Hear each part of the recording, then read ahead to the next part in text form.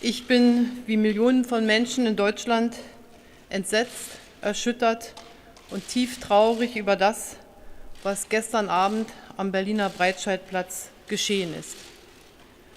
12 Menschen, die gestern noch unter uns waren, die sich auf Weihnachten freuten, Pläne für die Feiertage hatten, sie sind nicht mehr unter uns. Eine grausame und letztlich unbegreifliche Tat hat ihnen das Leben geraubt.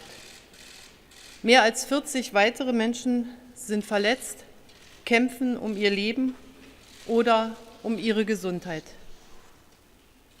Ich denke in diesen Stunden zuallererst an diese Menschen, an die Toten und die Verletzten und an ihre Familien, Angehörigen und Freunde.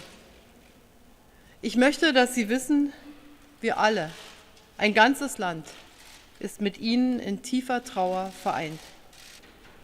Aber wir müssen nach jetzigem Stand von einem terroristischen Anschlag ausgehen. Ich weiß, dass es für uns alle besonders schwer zu ertragen wäre, wenn sich bestätigen würde, dass ein Mensch diese Tat begangen hat, der in Deutschland um Schutz und Asyl gebeten hat.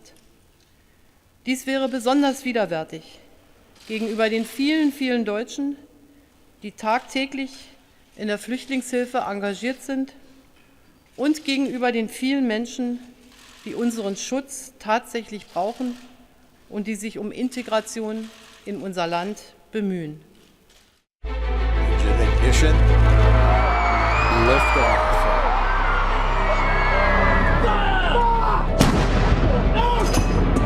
If you don't represent women in politics,